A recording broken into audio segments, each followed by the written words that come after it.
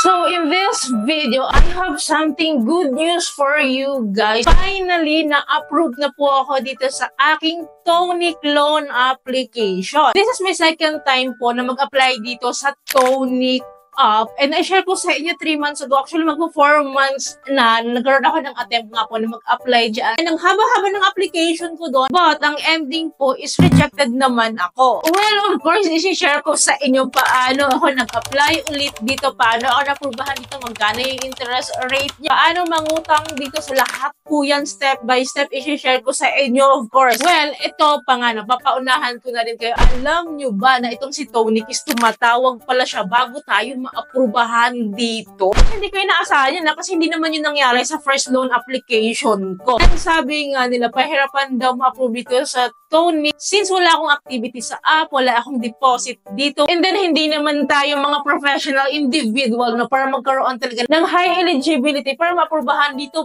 But, hindi na ganon si Tonic ngayon. So, napakadali na palang mag-apply dito. And mas guaranteed na ma-aprubahan tayo dito. Well, again, in this video, lahat po yan isi-share ko sa inyo. But FYI, Tonic sa digital bank app po ito na talaga namang legit pa sa legit ito.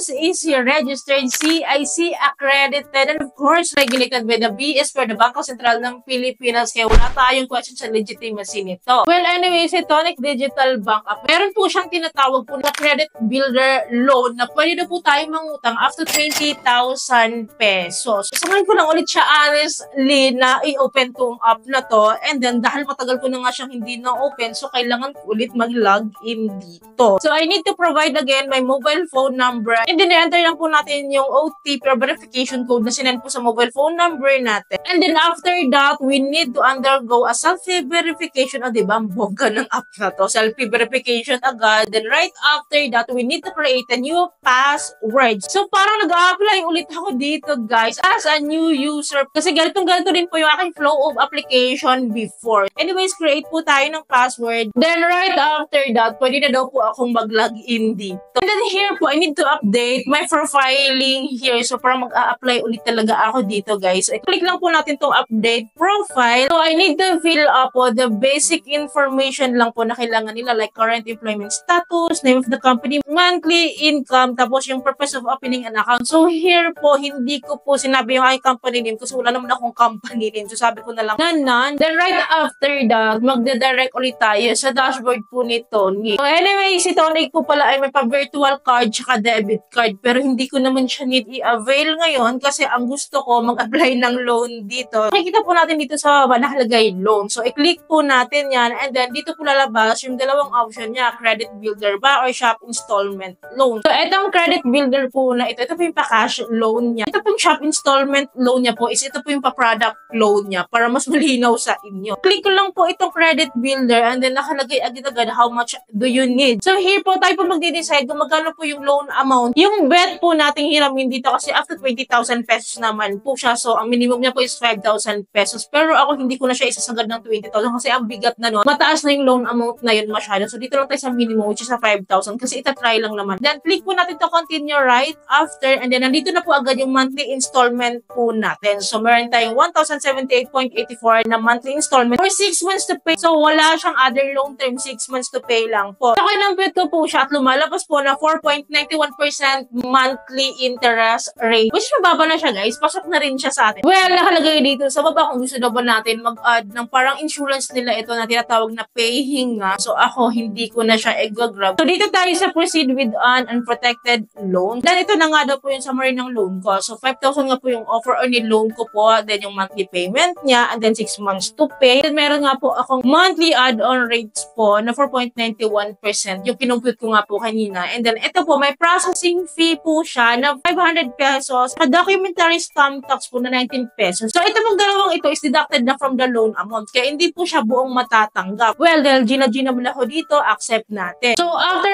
accepting it, so marami pa po silang mga katanungan na kailangan po nating fill upan dito, no? Para makompleto nga po yung yung ating application dito. Nakalagay po dito kung saan po daw siya pwedeng gamitin. So, pili lang po tayo dito sa mga choices. And then sa next step po, pipili po tayo kung ano daw po yung field of work natin. So, specifically sa work information natin ito. After that, what is our job title daw or role? And again, choose one lang tayo. And next is the industry do you work in naman. So, pipili pa rin po tayo kung saan tayo belong. So, here po, nag-ask po sila sa atin ng ating marital status. Then, after that, how many kids do you have daw? So, next job is the highest educational attainment naman po natin. And after that, we need to provide the contact reference daw for the emergency contacts. So, here po, dalawa po yung nire-require nila. After po natin mapilapan tong first page na ito, may second page po yan ng contact reference. So, here po, ipoprovide lang po natin and i-check lang po natin dito yung ating current address kung ito po ay tama. So, after that, we need to fill up our monthly income here. And dito, nagre-require na naman po ang name of the company kung saan ako nag-work. Sabi ko, none. Yun lang po yung sinagot ko. And then, dito po, hinihingi rin po nila yung aking TIN or tax identification number. Hindi ko rin po binigay. Nag-next lang po ako at nakapag-proceed naman ako. So, nakalagay dito, another way to reach you. Dito po, in-skip ko po siya. Pwede namang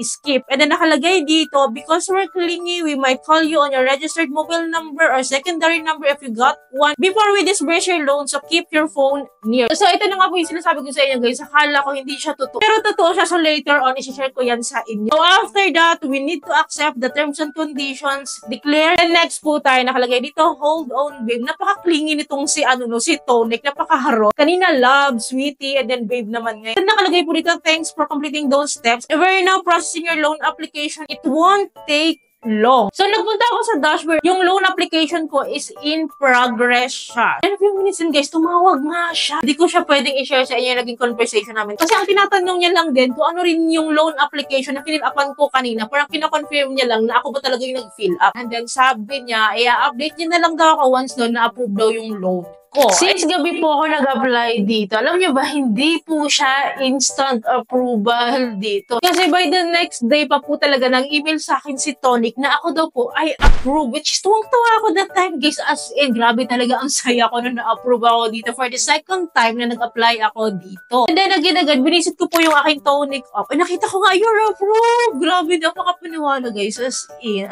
tuwang-tuwa ako dito. Of course, dahil approve ako, gusto ko siyang itry. So, kinlik ko po ito. And then, nakalagay po, you got approved daw sa amount daw po na na-request ko nga na loan amount na 5,000 pesos. So, ito din po yung pinakita ko sa inyo kanina, di ba, na breakdown of loan terms niya. So, nakalagay siya dito na 6 months to pay. Na meron nga po ang monthly po na 1,078.84. So, of course, I accept the over there. Excited ako i-try si Tonic. Then here po, we need to tell our payday. So, right after that, andito na po yung monthly installment summary po ni Tonic. So, paras na paras lang po yan sa pinakita ko sa inyo nung una. And then right after that, may important reminder po si Tonic dito. Lagay dito na pay your loan on time. Missed payments will reflect badly on your credit history with Tonic Bank and it will be shared with credit bureaus and other banks. Kaya mag-ingat po talaga tayo dito kasi hindi po kasi basta-basta itong mga ganitong bank kasi legit po talaga ito. Kaya mag-report po talaga tayo once po na in-abandon po natin yung ating loan dito. And right after this one, i-confirm lang po natin dahil decided naman po ako na mag-loan dito. So here po, we need to undergo the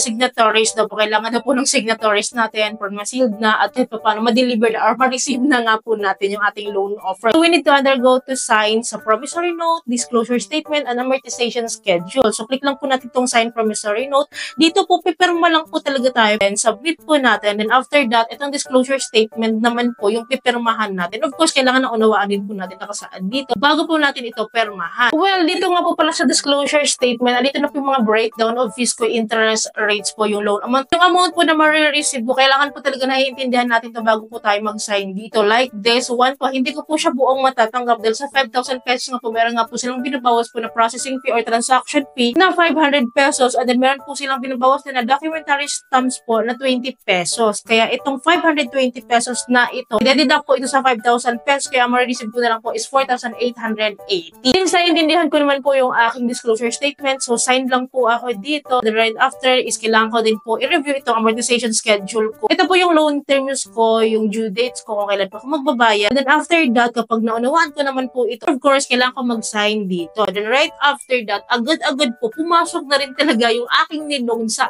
aking Tonic account. Worth 4,480 pesos. Then of course, dahil nandito na siya sa account ko mismo, I can transfer it freely sa aking other accounts like sa GCash account, Bowers, other bank accounts. So, gano'n lang po siya kadali. Ang smooth pala guys mag-loan dito once po na ma-approve tayo dito. And guys, try nyo rin ito. Baka this time ma-approve na kayo or kung wala man kayong Tonic pa, try nyo mag-apply dito kasi hindi na po siya ganun talaga kahigpit tulad po ng dati na sabi nga nila nangangailangan sila ng face ng proof of income pero sa application po wala po siyang hiningin ganun. Hindi po siya mahigpit sa mga pinilapan nating mga form kanina. Anyways, baka sabihin nyo naman dahil vlogger ka kaya na-approve ka. No, it's not. This is not sponsored at pinaghirapan ko rin ito no. Ang tagal ko rin inantay na makapag-apply ulit dito at nagulat din ako na aprubahan ako. And that's all po. Hindi lamang po ay po may natutunan kayo sa video. I hope nakatulong tong video sa inyo. Kung nagustuhan niyo yung video, please don't forget to like, share, and subscribe. Click yung bell button para at po ng videos kayo sa updated and notified po kayo. Thank you for watching this video. Bye!